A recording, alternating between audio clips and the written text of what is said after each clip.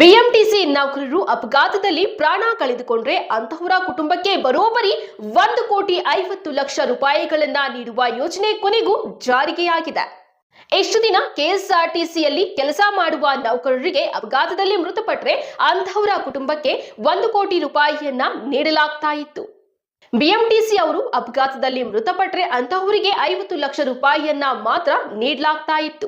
ಆದ್ರೆ ಈಗ ಬಿಎಂಟಿಸಿ ಸಿಬ್ಬಂದಿ ಯಾರೇ ಮರಣ ಹೊಂದಿದ್ರು ಅಂತಹವರಿಗೂ ಸಹ 1,50,00,000 ರೂಪಾಯಿಯನ್ನ ನೀಡಲು ಸರ್ಕಾರ ನಿರ್ಧರಿಸಿದೆ. ಬಿಎಂಟಿಸಿ ನೌಕರರು ಕರ್ತವ್ಯದಲ್ಲಿ ಇದ್ದು ಪ್ರಾಣವನ್ನ ಕಳೆದುಕೊಂಡ್ರೆ ಅಥವಾ ಕರ್ತವ್ಯದಲ್ಲಿ ಇಲ್ದಿದ್ರು ಅವರು ಪ್ರಾಣ ಅಪಘಾತದಿಂದ ಹೋದ್ರೆ ಅಂತಹವರಿಗೆ 1,50,00,000 ರೂಪಾಯಿಯನ್ನ ಅವರ ಕುಟುಂಬದ ಸದಸ್ಯರಿಗೆ ನೀಡಲಾಗುತ್ತದೆ. ಎಷ್ಟು ದಿನ ಬಿಎಂಟಿಸಿ ನೌಕರರು ಸಹಜವಾಗಿ ಮರಣ ಹೊಂದಿದ್ರೆ ಅಂತಹವರ ಕುಟುಂಬಕ್ಕೆ ಬರೀ 3 ಲಕ್ಷವನ್ನ ನೀಡಲಾಗ್ತಾ ಇತ್ತು. ಆದ್ರೆ ಈಗ ಅದನ್ನ 10 ಲಕ್ಷಕ್ಕೆ ಏರಿಕೆಯನ್ನ